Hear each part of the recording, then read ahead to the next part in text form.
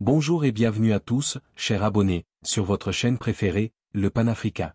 Aujourd'hui, nous plongeons au cœur d'une actualité camerounaise brûlante et historique avec ce titre choc, le duel des titans post-scrutin, un ancien allié défie le pouvoir. Issa Chiroma Bakary tient tête à Paul Biya et tente de forger l'unité populaire. Au sommaire de cette édition spéciale, nous allons décortiquer ensemble les points cruciaux de la déclaration du président du FSNC, Issa Chiroma Bakary. L'appel historique. Nous analyserons pourquoi cette main fraternelle tendue à Paul Biya est en réalité un ultimatum politique qui met en jeu l'héritage d'un règne de 43 ans. La pression internationale, nous détaillerons comment l'opposition tente de forcer la main de la communauté internationale ou de l'Union africaine à la France, pour qu'elle rompe le silence qui cautionne la dictature.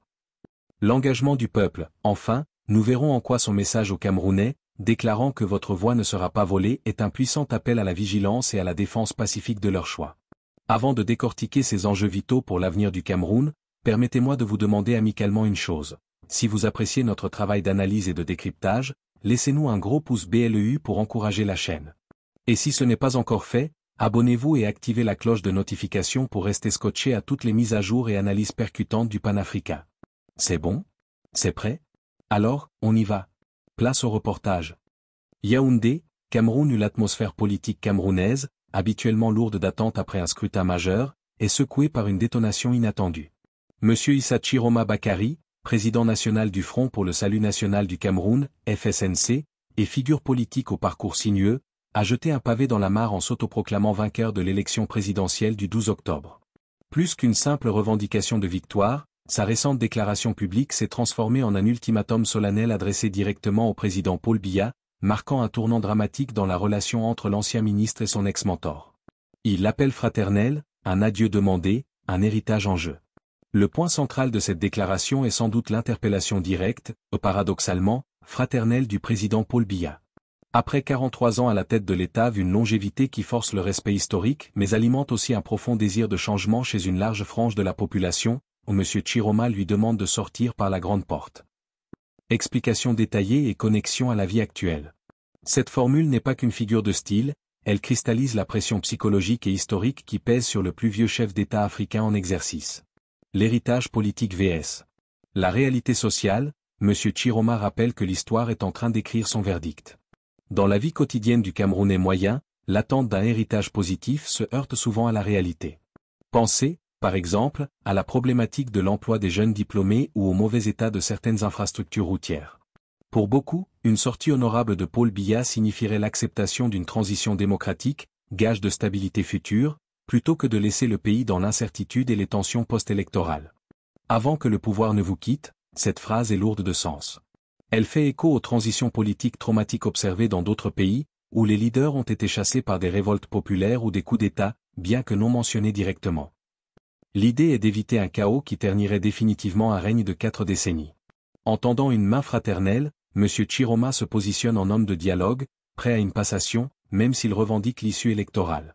L'accusation de fraude, l'insistance sur la fraude aussi flagrante résonne avec les allégations récurrentes d'irrégularités soulevées par l'opposition à chaque cycle électoral.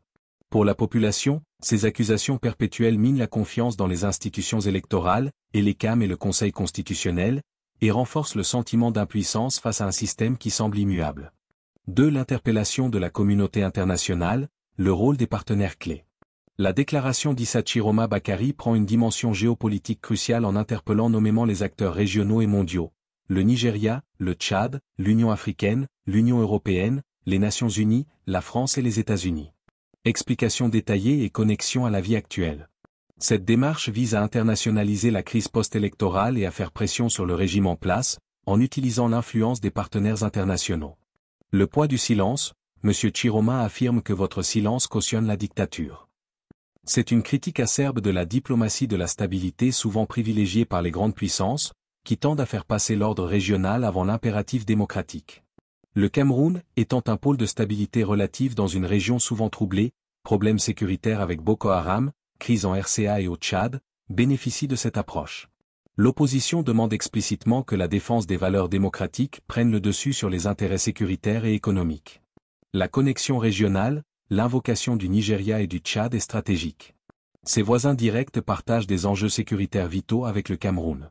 Une instabilité interne au Cameroun, causée par une crise politique, aurait un impact direct sur la sécurité des frontières et la lutte contre le terrorisme, un argument qui interpelle directement les intérêts de ces pays et de leurs alliés occidentaux. Exemple concret, l'Union européenne et les États-Unis lient souvent leurs aides financières et leurs partenariats au respect de la bonne gouvernance. En appelant à leur action, M. Chiroma espère provoquer des prises de position fortes, des sanctions ciblées ou un gel de l'aide, qui pourrait forcer le pouvoir à reconsidérer sa position. 3. Le message au peuple, mobilisation et défense de la victoire.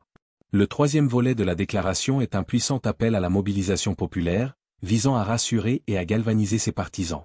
Explication détaillée et connexion à la vie actuelle. M. Chiroma cherche à transformer l'énergie du vote en force de revendication populaire. Propriété du vote, la phrase « ce n'est pas moi qui ai gagné », c'est vous est essentielle.